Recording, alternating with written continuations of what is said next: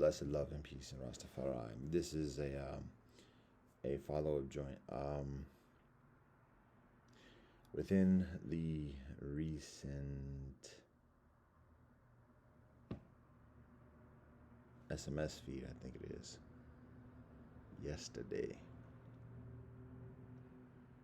Yes. All right. So it was yesterday. I was talking about I was talking about in the world system today, the organs of a black man having a greater, higher market value than the labor of a black man. And I shared the rough, the very basic mathematics of that. $20,000 a year minimum salaries, minimum wage salary, or minimum wage earnings, multiplied by 40 years, equaling 800,000 bucks. That being basically a million. Might be on a little bit of the short side, but still, that's pretty much there. It is. So 40 years of labor, 1 million bucks, and recognizing that for a 20-year-old with who's healthy and nice organs, 1 million bucks to a billionaire who's about to die ain't nothing to pay on the clandestine market for a heart, for a liver, or otherwise. So that's what we're talking about when we talk about the organs having a greater market value than the labor. So in that joint that I shared yesterday, I made a very, very brief reference to Ford Motor Company. So this is a further explanation of what that reference actually is. In business school, we study cases. We do case studies. So basically, it's like if you watch like a gangster film or whatever, whether it's a fictional, whether it's an actual historic depiction or whatever, but the gangster film is like showing like how one gangster overcomes the competition or gets through this particular challenge, rises through the ranks, whatever else. So in a similar way, in business school particularly, students, we study cases, the case studies, the histories of companies. And it tends to be on like a specific kind of topic or episode. Like it might be like how a company like FedEx or UPS designs its distribution system and how it advances like to a new methodology for doing that, and what the actual sequence was, how the decision was made, what the numbers are, how much was made, what the employees are. I mean, all the details, all the mathematics and everything else are in it, but also the history of the decisions that are made, what's learned, what went wrong, or what went difficult, what went like amazingly well, or whatever. That's one example. It can be a marketing campaign.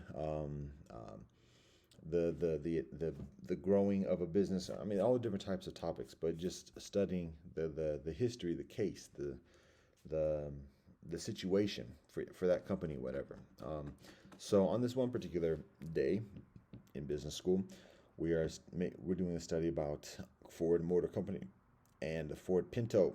Now, Ford Pinto is a very inexpensive car that was manufactured about 50 years ago, and it was designed specifically for lower income households. Inexpensive car. This is before like the compact cars, again, early 70s in the Gregorian calendar. So it was made for lower income households who couldn't afford like the big gas guzzling cars or whatever. So it was a smaller car. And additionally, now the thing about the way this car was designed, it was not the best of designs, to say the least. It had a very strong susceptibility to explode. Where the gas tank was located was one of the prime areas where accidents occur, street accidents, car accidents occur.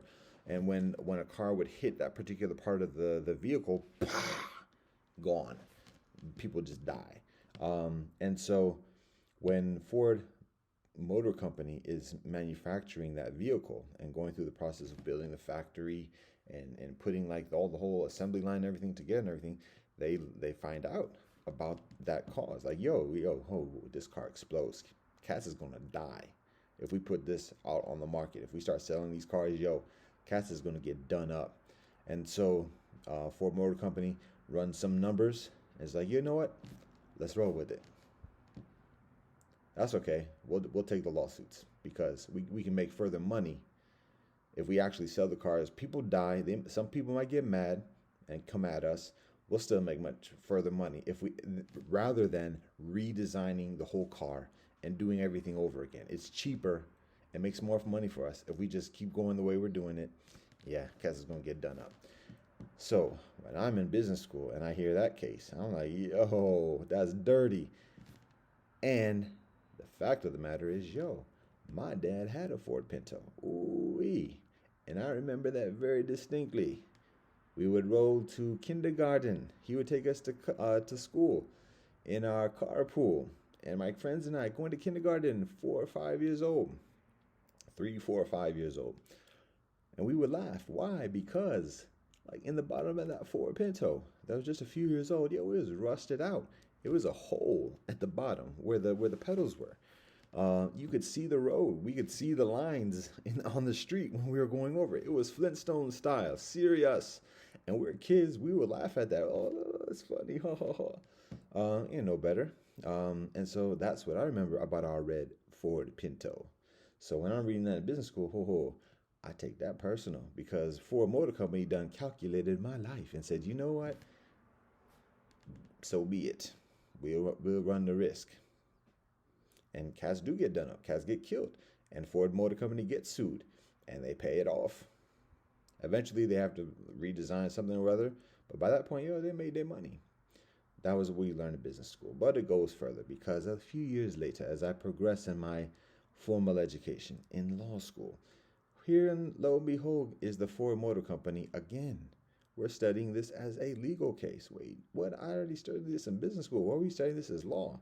Because how did Ford Motor Company come at the decision that it was feasible to go through that? It was cheaper to take the lawsuits and still continue to make the car rather than redesign the whole car and not have any lawsuits. How did Ford Motor Company be able to make that? They didn't make the decision on their own. It was the law, because what the law, at least as we are taught in law school, is that it's the actuarial studies. I think that's the word that's utilized for it. But it's basically looking at the value, the monetary value of a human life, and the basic legal principle of like how much a person's life is worth is based upon how much money that person can be expected to make during their life. And so just looking at the economic damages that the family experiences additionally, not the punitive, not the emotional, just the economic damages. That person could have only been expected to make so much money in this life. And so when Ford Motor Company is marketing a vehicle to lower income households who can only be expected to make so much money for a certain number of years, you know what? Not everybody's going to sue us. Not everybody's going to die. There's going to be a whole lot of people who buy this joint. All those people who buy that joint, we make money off that. We can pay off the lawsuits for the people who do die. And it's all legal. That's the law. Because that's what the law says. We're not going to go to jail because it's the corporate indemnification, even though we know Cass is going to die, even though we could prevent this from happening. The law doesn't hold us accountable in that respect as a corporation. It's not murder. People have their free choice and free will, even though they don't have all the information. Potatoes, potatoes. So it wasn't just a matter of Ford Motor Company making that decision as a greedy corporation, bugga bugga. It's actually the law of the land. All manufacturers do that. All manufacturers live by that principle. So that's what we learn in law. Now, if I took it personal, for Ford Motor Company from that time when I studied that in business school, anytime that's for me, it's done deal. I'm never buying a Ford car, not just because salty, but that's how they figure it. If that's how they think about things, like who's to say what they're doing right now, and like whose lives they've done pre-calculated and are ready to do dirty today and just haven't been found out yet. So at that point in business school, Ford Motor Company, nah. And whenever I see somebody driving a Ford, family and loved ones as well. Family members and loved ones, even. To be honest, I mean, straight up facts, I see the person as one of two things. Either a murderer with the Ford Company or a slave who lacks a knowledge of self and a love of self. Now, we all consume things from corporations that are doing dirty things, and so to accuse anybody who's not knowledgeable about what the Ford Motor Company case is and everything else like that, and say, oh, they have a lack of knowledge of self and lack of love of self. Yes, that's the nature of things. That's why we have to be very mindful. Because we're all susceptible to that. Now, the situation of purchasing a vehicle is perhaps further extreme than eating food, but same thing applies to food. What's being put in food, lacking a knowledge of self and a love of self when eating um, corporate manufactured produce and vegetables, and additionally, and being told, oh, it's one's own allergies, and it's not the chemistry or the herbicides and pesticides and all these other things that are being put into it, the growth hormones or whatever else. Oh, it's one's own biology. It's their fault. Anyways, um, it is a lack of knowledge of self, and it is a lack of love of self. It's not necessarily a total lack of knowledge and a total lack of love, but it is. So, anyways, when I see Ford, yo, seriously, I mean, yo, how now, don't take it personal. It's just business, or yeah, it wasn't. They didn't have this specifically designed for you personally, Peter. So now that was when I was in business school. Now when I saw this again in law school, and I'm like, yo, this wasn't just Ford Motor Company. This is across the board. This is the law. All car manufacturers, all corporations, when producing something that has a harmful effect or potential harmful effect towards others, and they have to make a decision of whether to do it or whether not to do it. I mean, there are other factors involved, but when it just becomes like an actuarial, like mathematical decision of like, oh, wait a minute, we can pay off these lawsuits, calculate the probability, and then the valuation of the life accordingly, and then how much we can make accordingly, and you know what, da da da da da. That's the law. That's the law of the land. Um, and so if I was going to be taking it personal from Ford Motor Company in business school, now, yo, I got to take it personal from the United States as a whole, because that's the law of the land. And that's serious. That's facts. That's actuality. But what I also learned at that point is that what else do you expect? It's just a government. When a person dies, it doesn't matter how much money that person gets in response. There's no replacing that person. No amount of money is gonna make up for it or whatever else. So, no, I mean, government can award billions, whatever. The important thing is to minimize the risk and the susceptibility to the harm and to the death that is caused. Um, and so, yes, we hold that accountable, but otherwise, like in terms of monetary compensation, what do you expect from a government? What else can a government provide? A government isn't religion. A government, it doesn't have that skill set to provide understanding about death and consolation, everything else like that.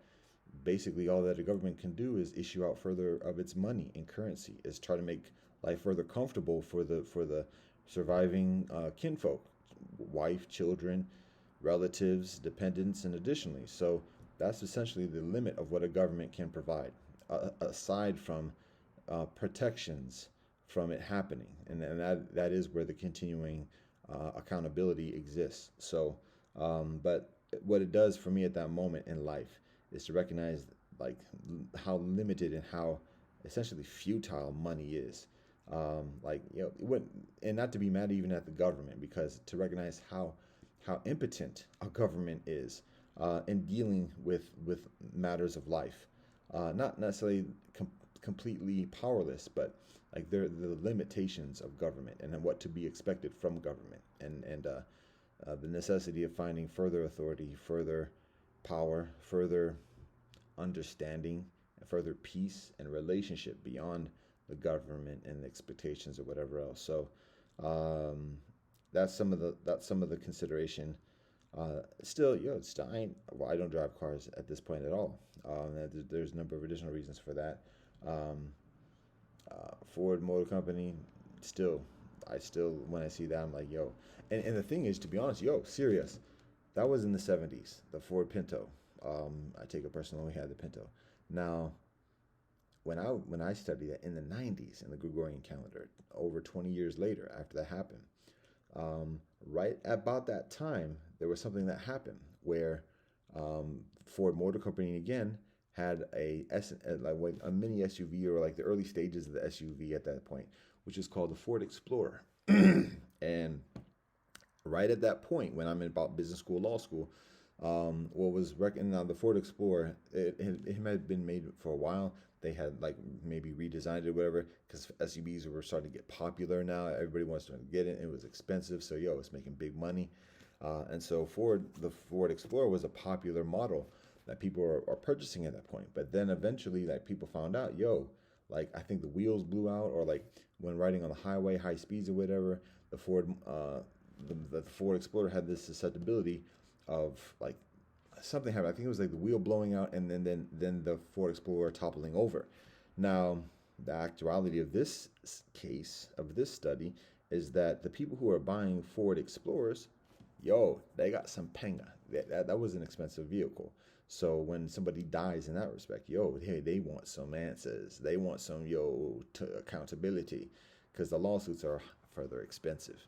Not only that, it's not even a matter of lawsuits. It's like it's power wielding. Like, we don't care about law. You better let us know what's going on with this, because we don't care about money. We got money. We don't need your money. We want heads to roll. Essentially, what it is. So, what actually ends up happening is that it was a blame shifting at that point. And it becomes like, oh, you know what? The corporations are not going to be able to get away with this. Somebody's going to have to pay, and it's not going to be money. It's going to be, shut it down. So it became like a competition between Ford, the car manufacturer, and I think it was Michelin, or like whoever the tire manufacturer it was. And so who was at fault? Was it the design of the vehicle, or was it the design of the tire that was causing the blowout to occur, and then the toppling over and everything else like that? So then it's a competition between the corporations, and which corporation has the greater power to put the blame on the other one, and to stay in business whilst the other one gets shut down. And if I recall correctly, and again, I wasn't paying too much attention because let a lot of that go at that point, but I think it was the tire company, and it might have been Michelin or Goodyear, whatever the company was. But I think the tire company took the hit on that one, and I don't know if they went out of business, or just like had, like, they were the recipients of all the lawsuits. But again, like when you get to that level of like socioeconomic, and these aren't like the big boss kind of cast or whatever, but they have enough money and enough collective, like, power to do something to change the circumstances, like, immediately. And so, like, shutting down a corporation. And so the interest isn't money. The methodology could be money, just like, heavy lawsuits, class action, and further, so that it's not just a matter of like a payout to the recipients. It's a matter of like, bankruptcy at this point. We're gonna have to shut this one down. Chapter 11, this joint. And so that was the implications. And so, like I said, it was either Ford or the tire company who was going to have to take that hit. I think the tire company took the hit, and then Ford kind of just goes sidestep. And I don't know what the Ford Explorer situation is today, but again, see, that's how I see Ford. So when I was looking at it, I was like, you didn't get your lesson from the Ford Pinto. Like, you didn't know who you was dealing with when you went to the showroom floor and saw the flashy of that SUV, and was like, well, you know what? These cats design things that are kind of suspect. Now, again, Ford ain't alone, and Ford might be further prominent in a particular way, but it's across the board. And different manufacturers vary in terms of reputation and credibility in different methodologies. But anyways, it's knowledge about that. So particularly when making decisions about purchases like that and deals like that, it's beneficial to know who we are dealing with, when we have choice of who we deal with. And anyways, there's that. There's something else I was thinking about as I was rolling with that. Not trying to joke anything. Life is a serious thing. The loss of life is a serious thing. the calculation of life is a nasty thing. And to be honest, yo, it's somewhat of a necessary thing too. Yo, pe- society has needs. Transportation is a need, and I'm a continual advocate of public transportation, additionally, and against, not against, but communicating the deficiencies of personal vehicular transportation. But the actuality is, particularly 20 years ago and 50 years ago, there's a need for transportation. There's a need for low income transportation. So companies are answering those needs as in the best way companies can. That's not, that sounds like, wait, hold up, what?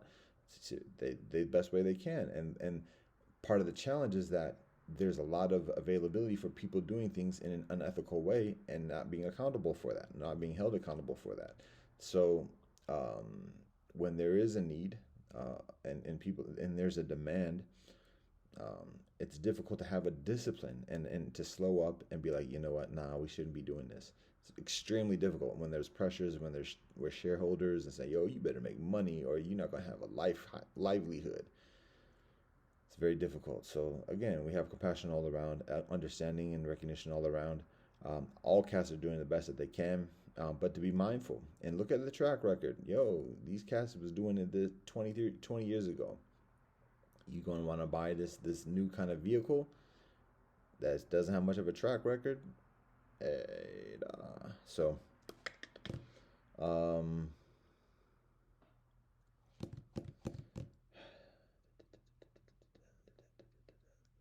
I'm trying to think if there's anything else for this joint.